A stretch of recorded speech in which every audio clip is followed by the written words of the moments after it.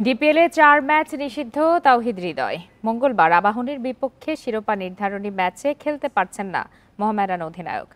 Match রেফারির শুনানিতে উপস্থিত না থাকায় এই সিদ্ধান্ত পুনর্বিবেচনার সুযোগ নেই জানান আম্পায়ার্স কমিটির চেয়ারম্যান ইফতেখার রহমান মিঠু।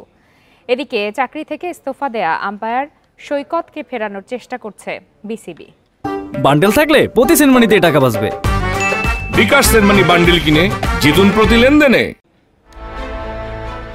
আবাহনী ম্যাচে বিতর্কিত কাণ্ডে নিষেধাজ্ঞা ও 7 ডিমেরিট পয়েন্ট পান তাওহিদ হৃদয়। চাপের মুখে বিসিবি নিয়মে পরিবর্তন আনে। পরবর্তীতে শাস্তি পুনর্বহালে জল ঘোলা হয়।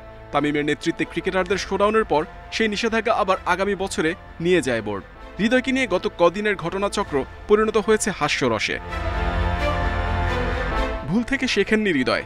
গাজী গ্রুপের বিপক্ষে আউট হয়ে আম্পায়ারের সিদ্ধান্তে হতাশা প্রকাশ করেন, যাতে আরও এক ডিমেরিট পয়েন্ট যোগ হয়। তাতে মঙ্গলবার আবাহনীর বিপক্ষে শিরোপা নির্ধারণী ম্যাচে খেলতে পারছেন না হৃদয়। বিসিবিও কঠোর অবস্থানে। মেমো আমরা ইস্যু করেছি, এই মেমো থেকে কিন্তু এই জিনিসটা শুরু হয়েছে। যেটা রুল, যেটা নিয়ম হচ্ছে ইমিডিয়েট এফেক্ট। আপনি যদি পড়েন এই লেখাটা ওই কোড অফ কন্ডাক্টের লেখা আছে, ইমিডিয়েট এফেক্ট। এখন আমরা ওয়েট করতেছি করে সিসিডিএম এর কাছে যাবে, CCDM will issue a letter. Hridoy নিষেধাজ্ঞা এড়াতে পারতেন ম্যাচ রেফারির শুনানিতে উপস্থিত থেকে। মোহামেডান অধিনায়কের অনুপস্থিতিতে কঠোর অবস্থানে আম্পায়াররা।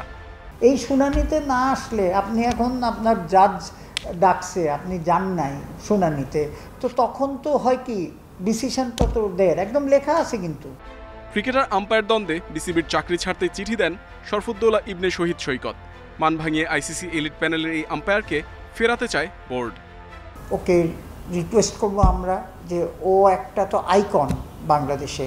আমি তো ডেফিনেটলি আমার পার্সোনালি বলেন বলেন ওইটা আমরা তাকে করতে চেষ্টা করব। বোর্ড, ক্লাব, ক্রিকেটার, আম্পায়ারদের মধ্যে সমন্বয়ের অভাব স্পষ্ট। মঙ্গলবার আবাহনী মোহামেডানের ম্যাচ নতুন কোনো নাটক অপেক্ষা করছে কিনা কে জানে।